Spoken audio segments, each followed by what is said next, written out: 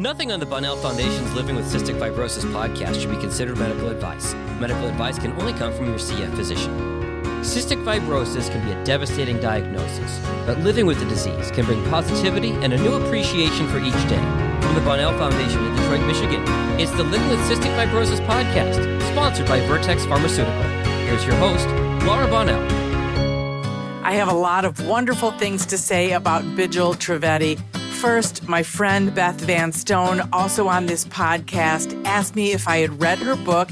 I had not at the time, although I had heard about it, and I was listening to the Lost Women of Science podcast, and it was so interesting to learn about Dr. Dorothy Anderson in 1938, who first discovered CF. And then I heard Bijal speak on that podcast, and all my worlds just came together. I had to speak to this amazing woman. Trivedi is an award-winning journalist specializing in long-form narrative features about biology, medicine, and health, and she currently works as the senior science editor for National Geographic. Just after the World Health Organization declared a global pandemic in March of 2020, Bijal finished writing her first book, Breath from Salt, A Deadly Genetic Disease, A New Era in Science, and the Patients and Families Who Changed Medicine Forever. That came out in September of 2020, and of course, that's the book that we're talking about in this podcast.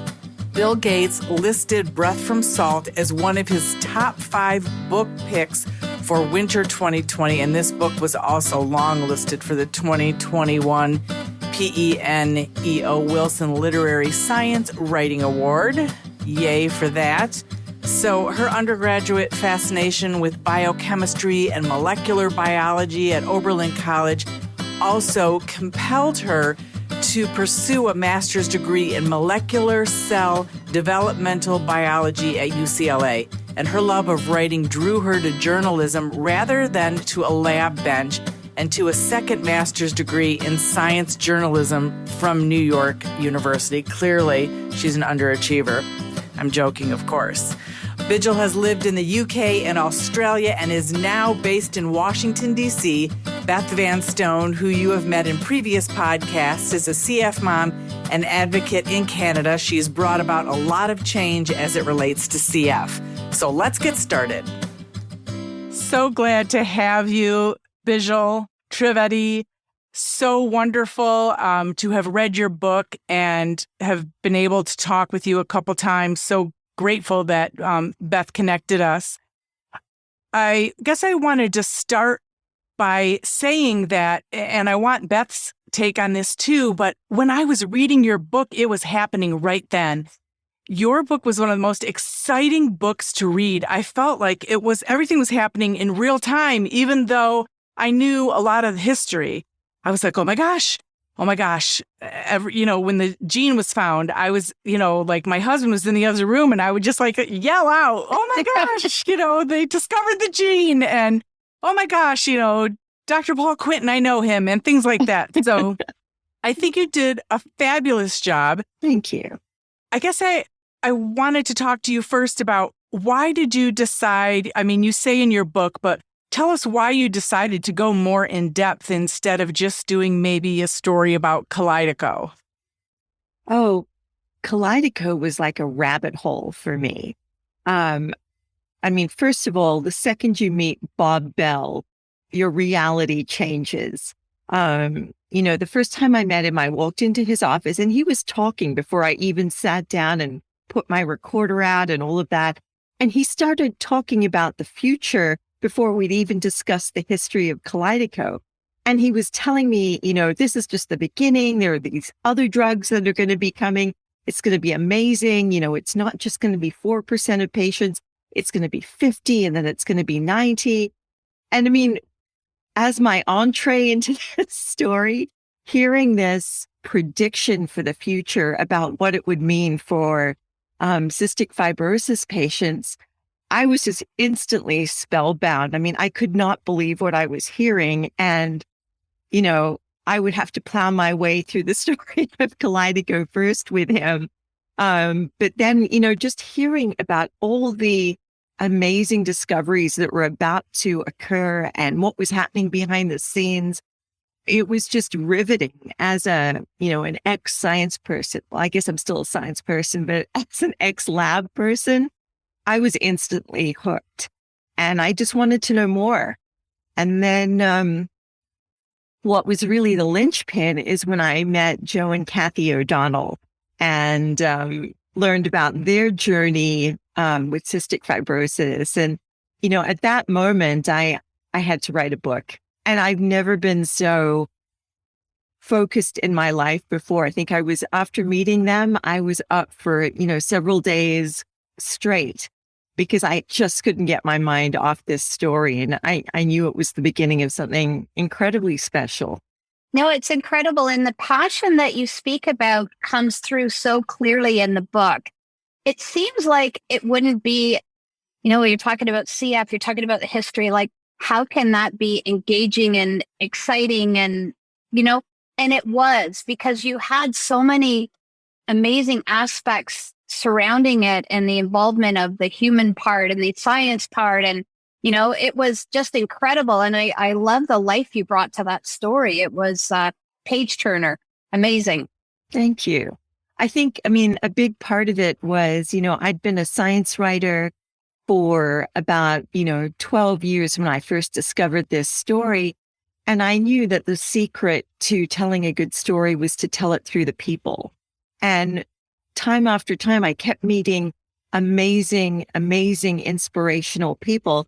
And that was really the key because, you can read the history by going through archives. You can learn the science by reading a textbook, but putting it all together with all the characters who actually made these discoveries or launched the foundation or had children who suffered from this disease, those were the personalities that I wanted to tell the story through. So I didn't want it to be my vision. I wanted to tell the story through time, through the eyes of those people.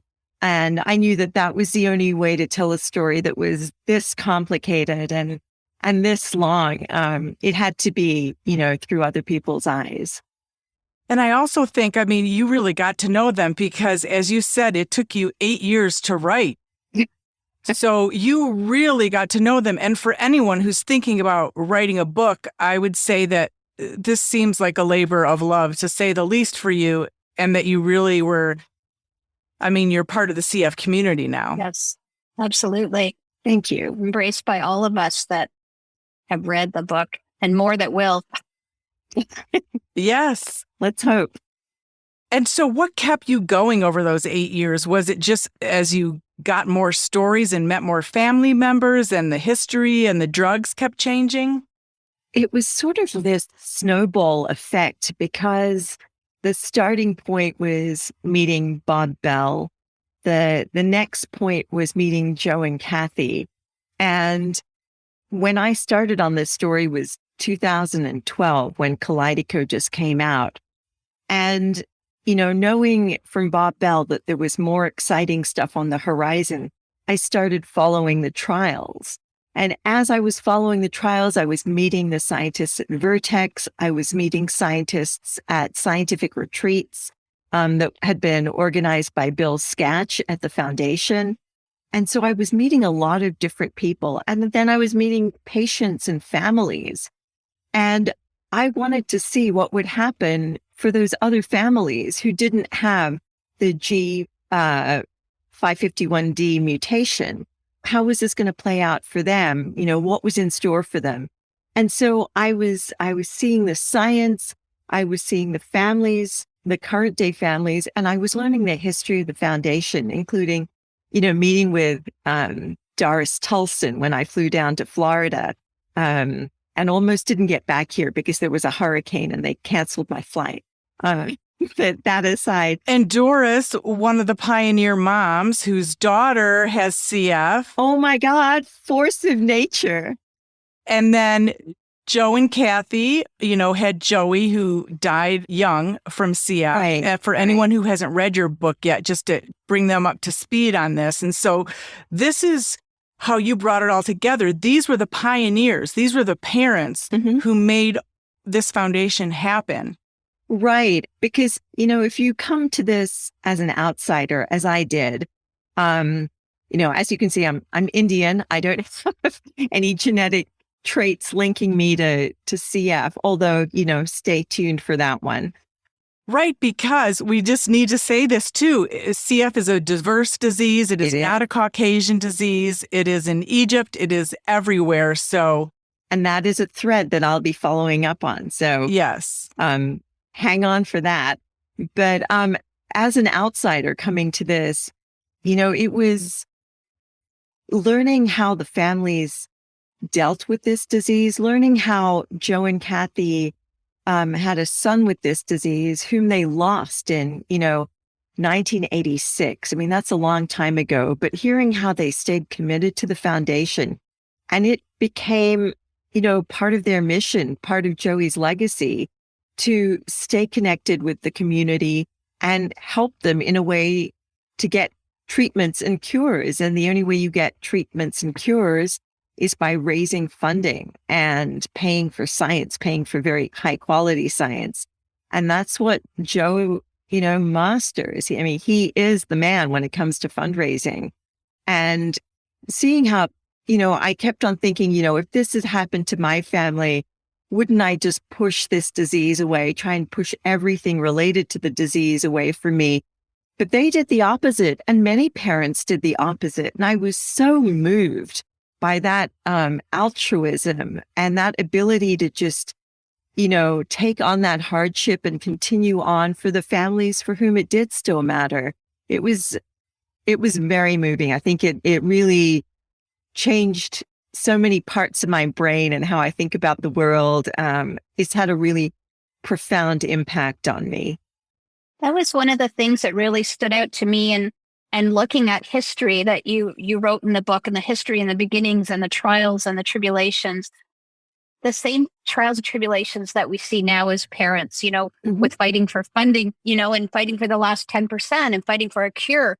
I just love the family part, and the families are so committed and so working right along with researchers and fundraising and being part of a solution. And that's one of the things that really stood out to me, was how committed all these families were to getting to where we are, right? And we owe a lot to them, truly. All of us do, to look back at the history. Yeah, I think that was one of the really interesting things, was how the foundation, really, beginning with the registry in the early 1960s, they made it clear that if you want good science, if you want treatments and cures, you have to participate in the research process.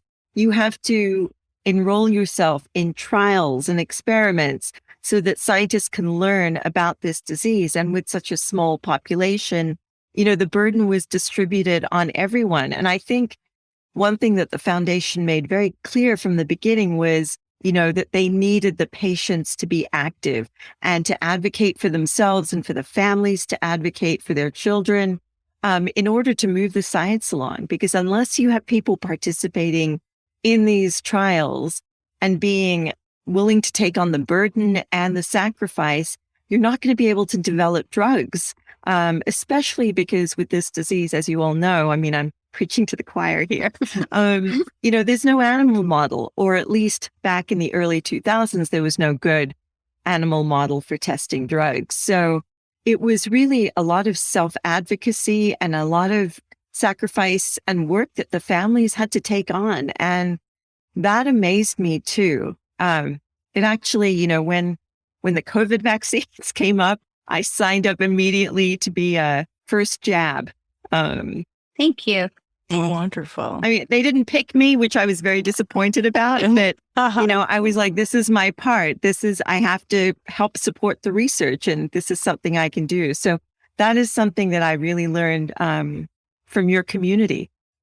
And I think one thing that brought your book together too, and I'm sure Beth will agree, is that there were a lot of misdiagnosis stories in your book. Almost every family had the same misdiagnosis that we had, every single parent. So that was also what propelled them to all get together, because no one's listening to us. The doctors don't think it's possible, or they think we're crazy.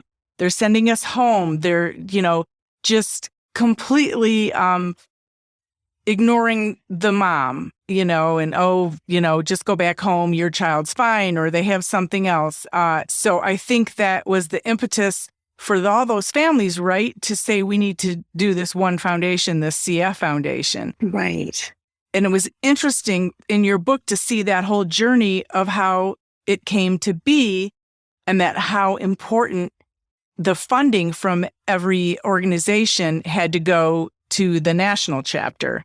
Right. And that was a big change. And that was a big shakeup in the history of the foundation when you had, lots of individual chapters, doing their own thing, running their own events, supporting their own community, and then saying, no, everybody, we're going to take all the resources that, come from each chapter.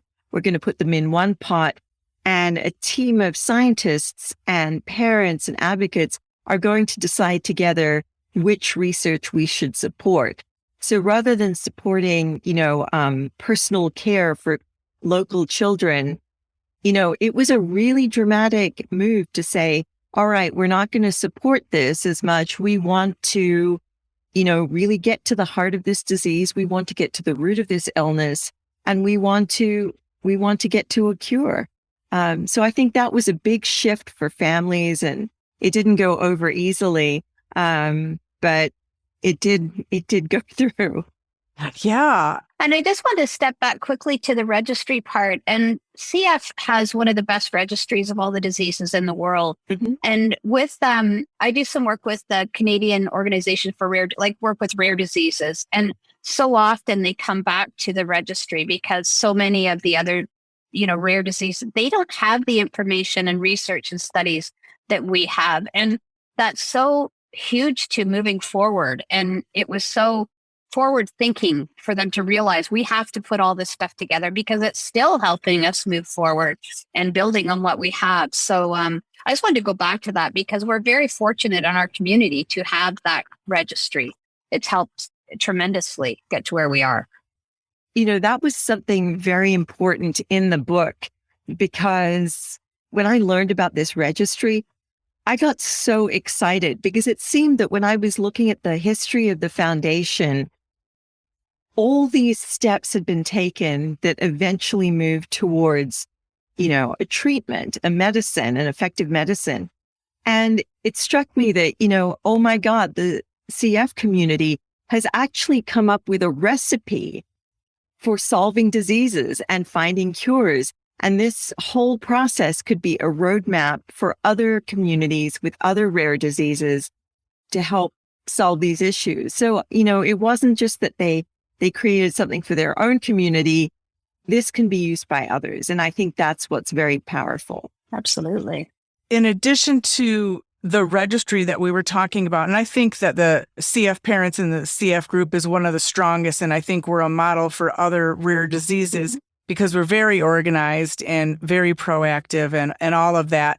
But I also thought it was interesting when you talked about some of the history that I had no idea about, that the doctors, his name escapes me right now, but that was promoting a low-fat diet. Right. Instead of the high-fat diet that they are saying now, because his thought was, then their stools won't be so messy. Right. So, and that backfired, but yeah. Right. And the fact that scientists from several countries were all coming to this conclusion as Dorothy Anderson was homing in on characterizing this disease. You had people in Australia, you had people in Europe, you had people in Boston and New York who were all starting to get this sense that a disease that was originally described as celiac disease, because the initial symptoms were very similar, that this actually wasn't celiac disease because you couldn't cure it with a dietary change. And this was something more severe, more deadly. And it was interesting that in this period in the 30s, there were different people coming to the same conclusion. But it was the brilliant Dorothy Anderson who actually nailed it and got that first publication where she coined the disease as cystic fibrosis of the pancreas.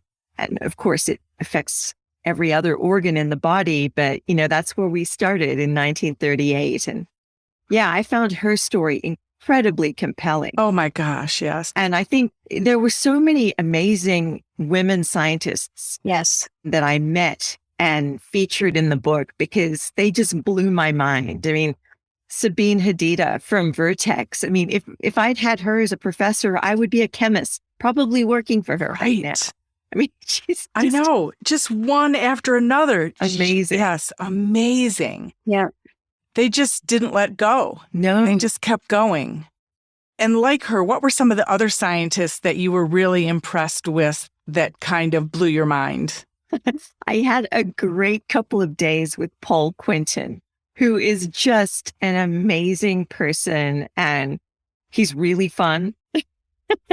Outside the lab, we went out, we had dinner, and then we talked in his lab, and it was great. And hearing, I mean, knowing somebody who diagnosed themselves with CF at a period in time where physicians had barely heard of the disease. You know, he looked this up when he was in college. So he was about 19 when he diagnosed himself with cystic fibrosis. And then learning everything he could about the disease and eventually being the one that figured out what was going wrong in the cell, that the cell couldn't balance salt and water.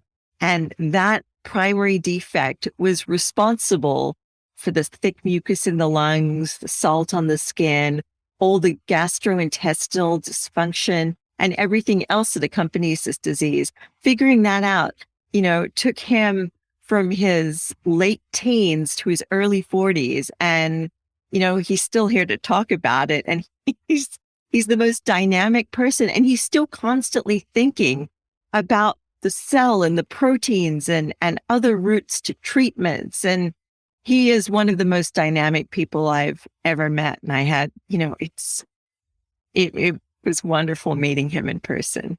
He is great. I have danced with him at a CF conference before. He is a lot of fun. And he is the guy who was like cutting his, you know, taking his own tissue to figure this out. Yeah. I mean, he needed a source of tissue that had the mutation in it. And he has gouge marks on his legs and arms from taking samples of his own skin so that he could get the sweat glands and look at how they were moving salt and water around. And so he actually mined his own body for the resources for the experiments, which is just, it's so Paul. I mean, and there are so many different scientists. That's what I loved too, like Fred and all of these, just so many that you highlighted. It was great to not just hear about maybe the three that we hear about all the time, but there were just so many that had such a huge role and different degrees of excitement. That just really kept me reading too. I just love every one of them. Yeah, I know. And that, you know, one thing that it really brought to light to me was, you know, you hear on the news, you know, pharmaceutical companies do this, pharmaceutical companies do that. And, you know, they use all these, you know, robots in the labs, and you have no idea of how a drug is developed.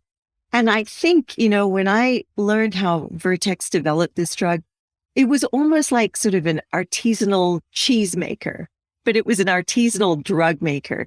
You know, it was a tiny group of scientists, you know, all told, you know, around 10 to 15 in the early days. And they were building molecules one by one, testing each of those molecules on a set of cells, measuring hundreds of variables. And it wasn't some mass production line where they're cranking out possible drugs. It's one by one person sitting at a bench, moving this molecule through various stages until they have something to test. And it was so personal. You know, each one of these molecules was like a little baby for them. And, you know, they had a personal stake in how that molecule performed when it was tested in cells that, you know, were originally taken from patients with cystic fibrosis.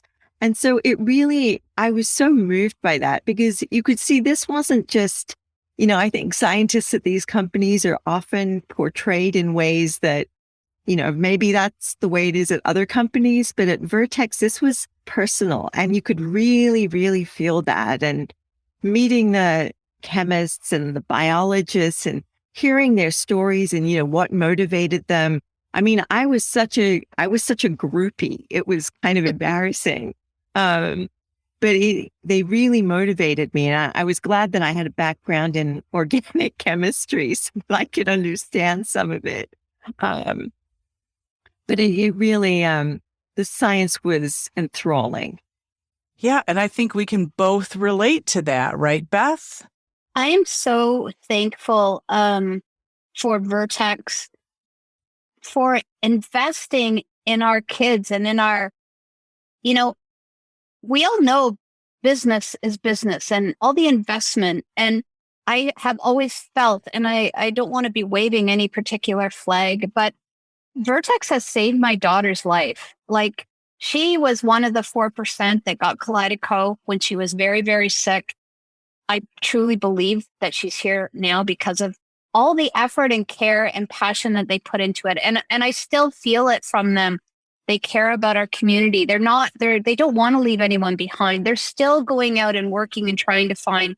And I think we're very fortunate because as a rare disease, that's rare to have that much invested into a rare disease where there isn't a huge market. So I, for one, am just so thankful that they've done everything and the personal touch is there. Like, I still feel that and that they genuinely are invested in our community. And I'm thankful for that.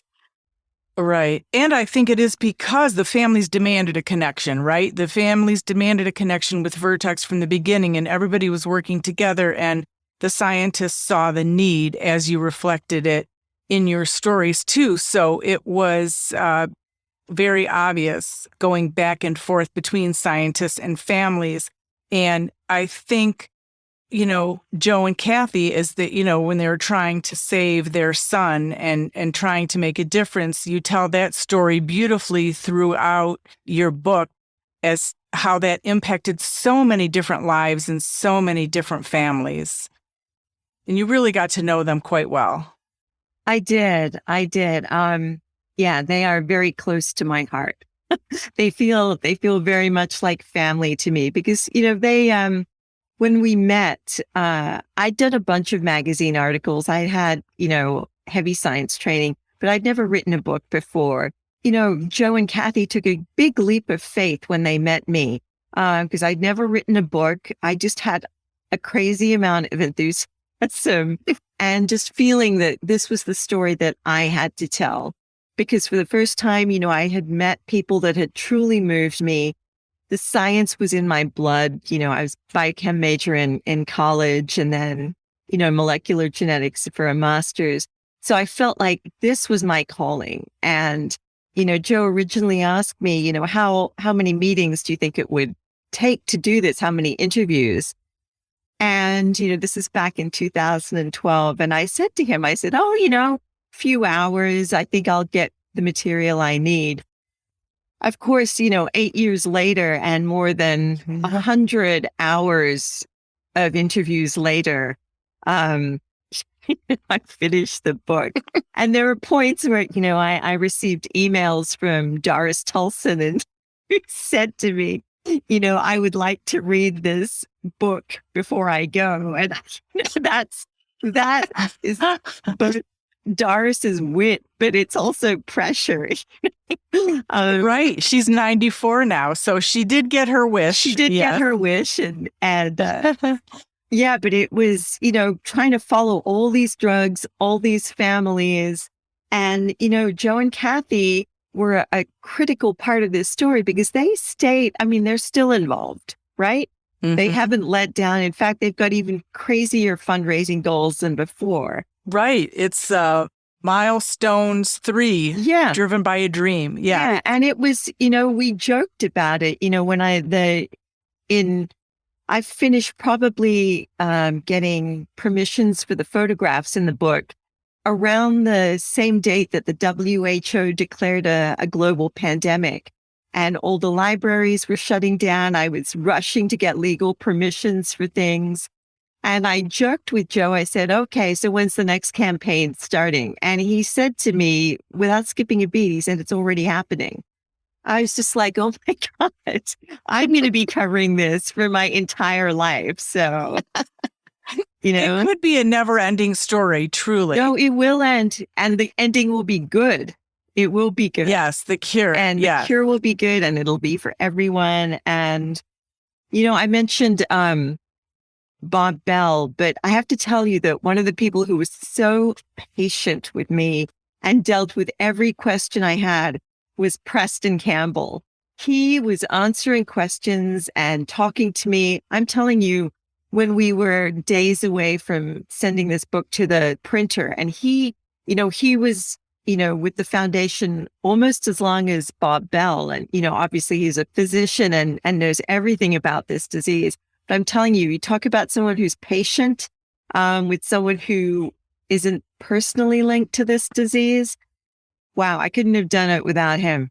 Amazing. It is. And a tribute. I mean, it's a beautiful history for them. It's a beautiful book, a very nice tribute to the CF Foundation and those families. And I wanted to ask you about Paul and Sue Flessner. Mm-hmm. Hopefully I'm pronouncing their last name right. Sure. But tell us that little story. That was another wow. That was another great nugget that you put in there about another connection and how it played out.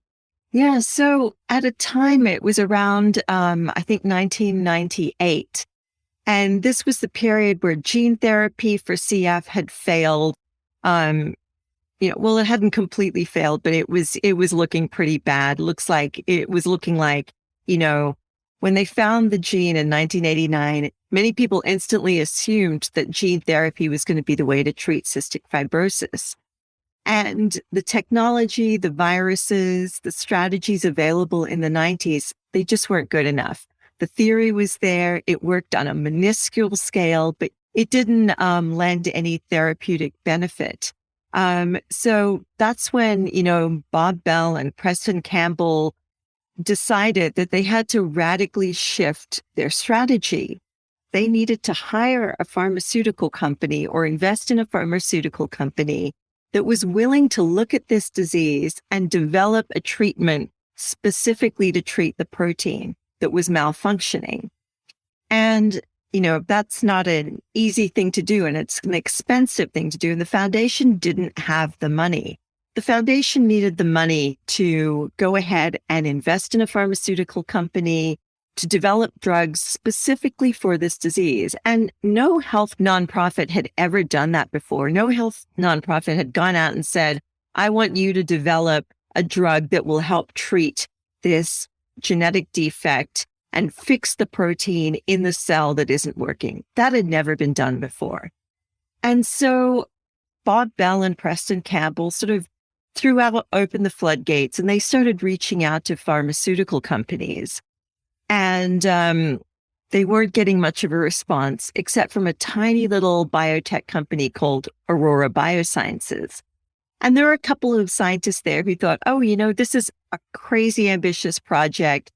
Who could ever fix a broken protein while it's actually in the human body? That's nuts. But wow, what great science. We'll try it.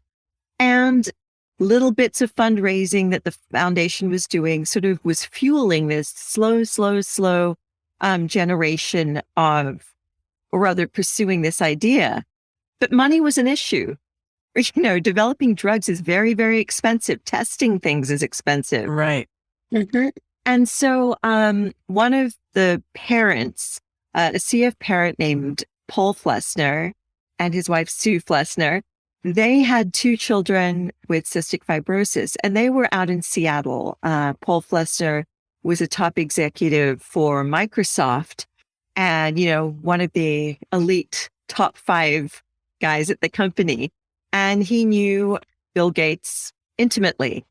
And he knew that Bill Gates was, that was also the beginning of the Bill and Melinda Gates Foundation. So he knew that, Bill Gates was very interested in philanthropy, interested in scientific progress, number crunching, and all of the rest of it. And so he talked to Bob Beall about what was needed in terms of money to sort of develop a prototype at this pharmaceutical company and say, how much money do you need to figure out if your pharmaceutical strategy is actually going to work? And Bob Beall threw out a number, and then Paul Flessner took it to Bill Gates. And then, a few steps later, very soon afterwards, there was a meeting with Bill Gates Sr. and Bob Beall and a couple of other people from the foundation, including Bonnie Ramsey. And they talked about this initiative, what it would take, what deliverables would they be, what would emerge from this collaboration with this Aurora Biosciences. And they talked about it. And not so long afterwards, Bob Beall got a check in the mail for $20 million. And it came in by regular mail, just in a brown envelope. And the person that opened it nearly had a heart attack when she saw this. I bet. And that money was really the seed money for Aurora Biosciences, which then was taken over by Vertex. So if it hadn't been for that initial seed, there might never have been enough money to get that drug project off the ground and do the pilot testing that was necessary before you jump into a full-fledged pharmaceutical design.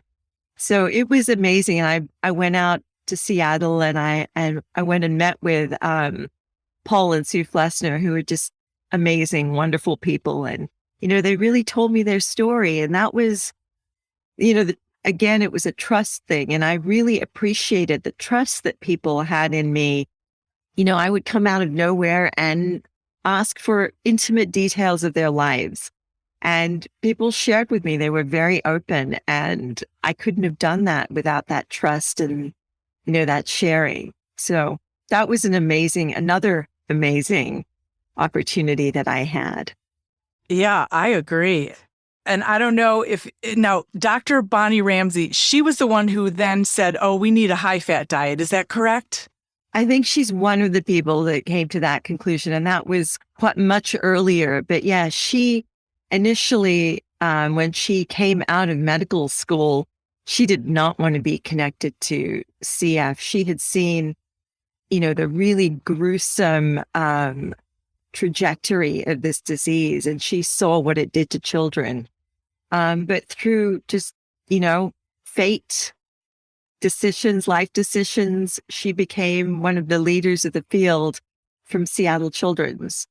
So, yeah, an amazing woman, ran some of the early trials with pulmozyme and then with, the inhaled antibiotic, the name of which just went out of my head. So, yeah, it was incredible community. It is. And Beth, what were some of your other favorite parts of the book? I always seem to come back to the same parts, that how everybody worked together, how everybody worked hand in hand with the researchers and hand in hand with the fundraisers, and how all the families were all in to work through such a problem. And in the very early stages, when it must be one of the most complicated diseases out there, it hits everything. And I think that's probably what really stood out to me. And a proud part of it is that the hospital that my daughter went to, Sick Kids, was a big part of having that gene identified. And it's we got to go up to the lab and meet a lot of the people in that. And it was really exciting because that was the beginning of where we are now with the modulators. So wonderful people, wonderful work, and the storytelling, it all goes together so amazing. Like, it's not just science, it's life and science and things that we all live. Like, all of the parents are involved and know what's going on in all the different aspects of CF. Right. So, yeah, no, it's amazing. Yeah, and I had the opportunity to meet Lapchi Choi, who was the first gene hunter when it came to CF. He told me such wonderful personal details, down to the dinner that they had, when he was about to share with one of his colleagues that they thought they had found the mutation. It was so exciting to go back. I mean, some of the people who worked on the gene are still at Sick Kids, and he sort of rounded up a group of people. And it was nice to, travel back in time and sort of hear the excitement, hear the path of discovery from the actual pioneer. So that was pretty special. It was interesting when we went up to the lab to meet, we met a woman who we had done a lot of advocating in Canada for Kaleido for the funding. Mm-hmm. And she said, "Oh, Madi, that's my daughter, Vanstone. Are you related to these Vanstones?" Now, she was one of the researchers that worked on this. And anyway, she had spent a lot of time with my husband's relatives down east. So it was such a weird connection because she had worked on this gene. She saw our advocacy in the last name, but she's like, could it be? And here it was. It was a really odd connection. It's like, yes, that's us, right? So amazing, small world. There are lots of connections within the CF community. There are. It's like a spider web, and, everybody knows everybody, and it's such a tight-knit community. It still kind of blows my mind. Right. Well, and that's what Beth and I talk about all the time is the connection, and that she's in Canada, I'm in the US, but the connection was instant and the same. And like Beth and I were talking about your book, like, oh my gosh, we heard from this family and that's us. Like they sound just like us. And then, oh my gosh, that family and the misdiagnosis or whatever it was. And that, Joe and Kathy saved our kids, really. Yes. I mean, they made it so they could be on these, specialty drugs so that they have a chance that their son didn't have. And how selfless and beautiful is that? And how important it is to remember where we all started. And I think that's the key, Laura and Bijal, is we're all continuing on. Like my daughter had Kaleido, the modulator, but we never will forget the people that don't. Right. And I think it's such a common thread through our community that we really believe no one left behind. And, Madi was doing well on this, but there was 95% of the people that still didn't have anything. So advocating and participating in research and fundraising is just what you do for the rest of your community, right? We all look out for each other. And that's what I saw in the book as well, right? Like working together. And I was going to ask you about your next book, because I also think it's something that we've already talked about, is that in Egypt, they're not on a level playing field. They don't even have medications approved there because doctors, until 2007 weren't even testing for cystic fibrosis. And now that they've been testing, they've diagnosed 1,000 people. But in the next several years, they're going to diagnose so many more. So are you doing another book? Is that what it's going to be about? I see some articles in the near future. Nice. And yeah, I am. I will update that book when there are developments. Fantastic. Yeah, I think this is just something that I'm going to, that's part of me now, and I will just continue to do forever or, until it's done and everyone has a treatment. And, hopefully I'll be able to chronicle the cure. Oh, I absolutely hope so. We're getting there. Yes. We're getting there. Like, when our children were diagnosed, it wasn't anything even close. Like even the thought of, we were always looking for the cure. Of course, that's what you do. But the thought of a pill that can do what these pills do is just mind-boggling. And if we can do that and they've got that figured out, like we're just so close. And I look forward to reading that book where you write about the cure. Me too. Everybody look. Absolutely. And I think that was one of the another 8 years. Right. The interesting things about you really got in the brains of those scientists. You knew what they were thinking and that they were sleeping and lying awake and thinking about it constantly. And just, I guess I kind of thought that, but I didn't realize to what extent. Like the first time I met Fred Van Gore, that was another part when you were talking about testifying in Orkambi and then everybody was clapping when Fred walked out. Like, I was like, yeah, I was there. I saw him. I saw the appreciation. We were so grateful to him and he was so overwhelmed by the appreciation from parents. So it's so good that they know that the families are cheering them on, I think. I think they do. Although, the hard part of, telling the story of a pharmaceutical company is, you're never alone with the scientist. There are lawyers with you, public relations people with you.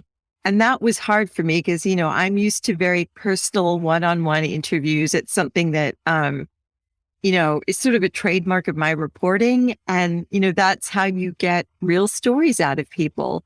So it was kind of strange in the beginning when I started working with the scientists at Vertex to have these other people in the room. It was not private. It was, there are lawyers guarding the intellectual property. And I would joke with them and say, you're really overrating me because I can't possibly do anything with what I'm learning here. But, these lawyers didn't really have a sense of humor. So, which is funny. But yeah. But it was, that was a big challenge, is to be able to spend time with the scientists, because obviously they have better things to do, more important things to do, like building drugs, saving lives, rather than talking to a reporter.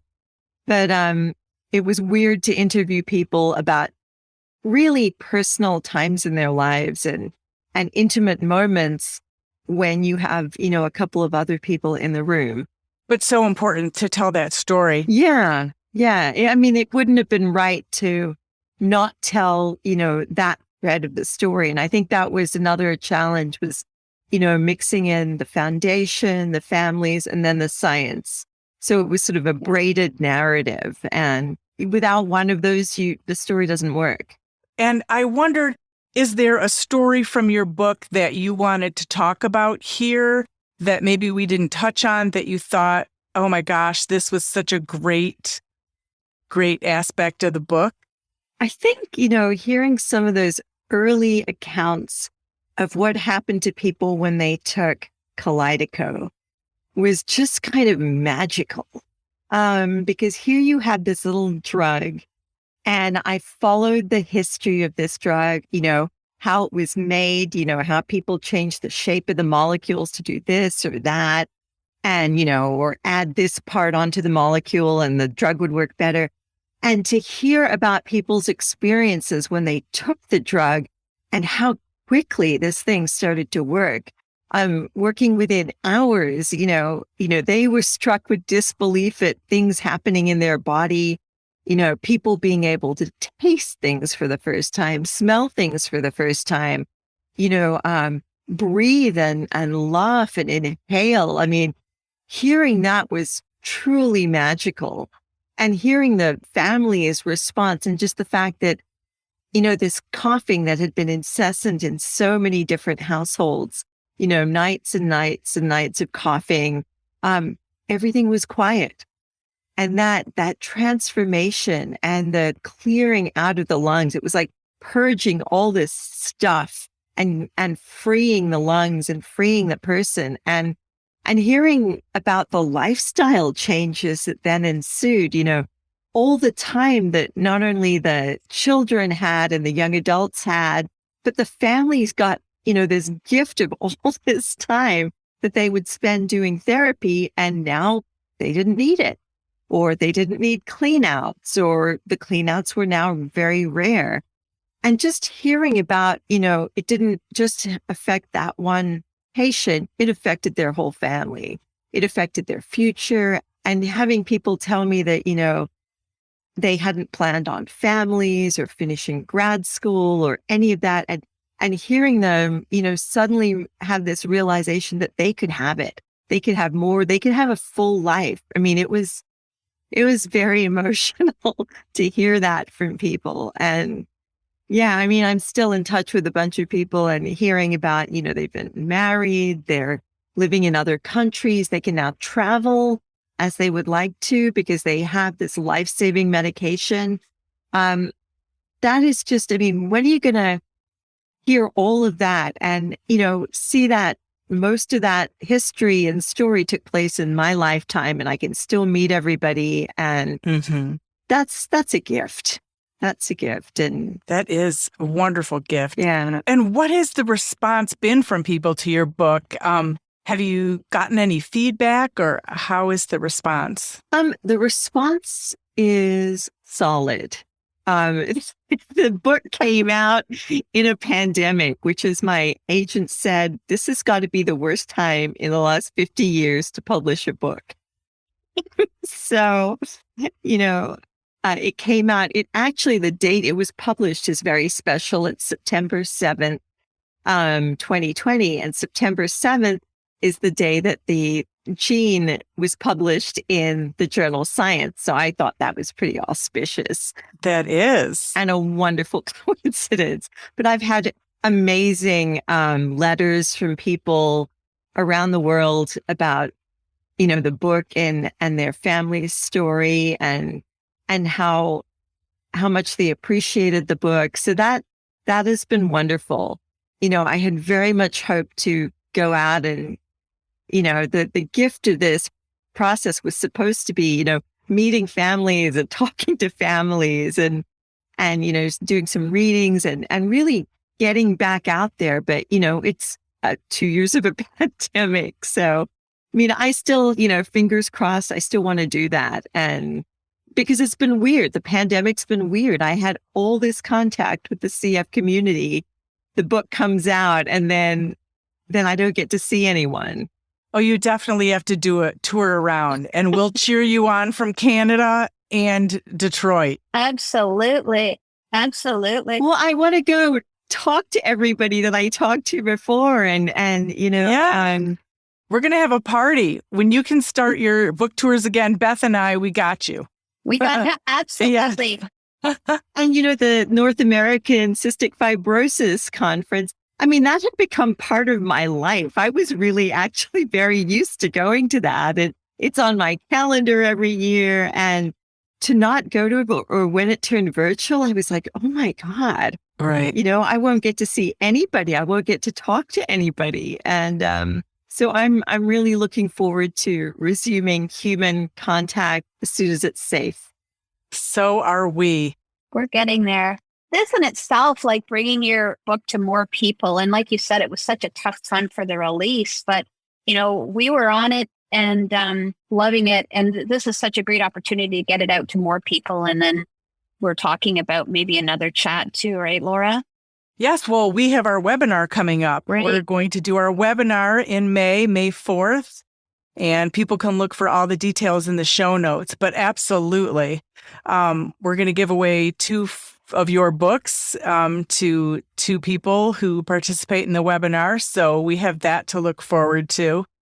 We're just delighted to talk to you. So thrilled to read your book and get to know you a little bit.